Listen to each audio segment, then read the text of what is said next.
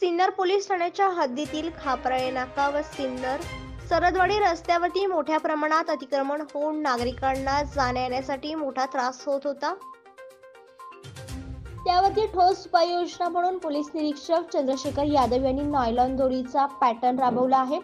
सिन्नर नगरपालिकेच्या अतिक्रमण विभागाच्या अधिकाऱ्यांनी या मोहिमेत सहभाग घेतला, त्यामुळे तिथल्या बेशिस्त वाहतुकीला आळा बसून या परिसराने मोकळा श्वास घेतला आहे।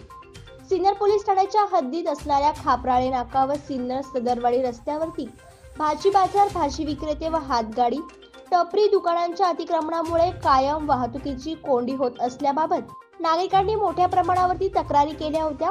त्या अनुषंगाने चंद्रशेखर यादव यांनी आपला फौजफाटा घेऊन काल दिनांक 26 जानेवारी रोजी सिन्नर नगरपालिका अतिक्रमण विभागाच्या अधिकारी कर्मचाऱ्यांसमवेत प्रत्यक्ष ठिकाणी जाऊन संबंधितांना आपली दुकाने मागे घेण्याच्या सूचना केल्या।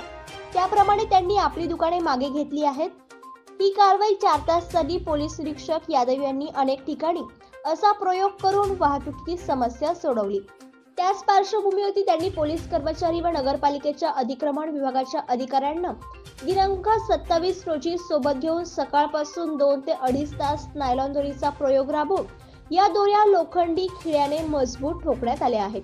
यापुढील काळात दोरांच्या आतील बाजूला भाजी विक्रेत्यांना बसावे अशा सूचना दिल्या आहेत।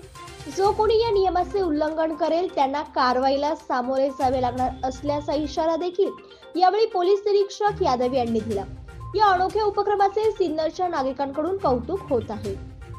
नाशिक ग्रामीण जिल्हा पोलीस अधीक्षक शहाजी उमप, अप्पर पोलीस अधीक्षक आदित्य मिरखेलकर व उपविभागीय पोलीस अधिकारी निलेश पालवे यांच्या मार्गदर्शनाखाली पोलीस निरीक्षक चंद्रशेखर यादव, पोलीस हवालदार सुखदेव जाधव, माणिक टिळे, पोलीस नाईक विनोद गोसावी, समाधान बोराडे, धनाजी जाधव, हेमंत तांबडे, अंकुश दराडे, कृष्णा कोकाटे, मंगलसिंग सोनवणे, प्रकाश चव्हाण तसेच सिन्नर नगरपालिका अतिक्रमण विभागाचे अमित रायते, प्रशांत गरगटे, सागर वराडे, गणेश जगताप आदींनी याबाबत परिश्रम घेतले।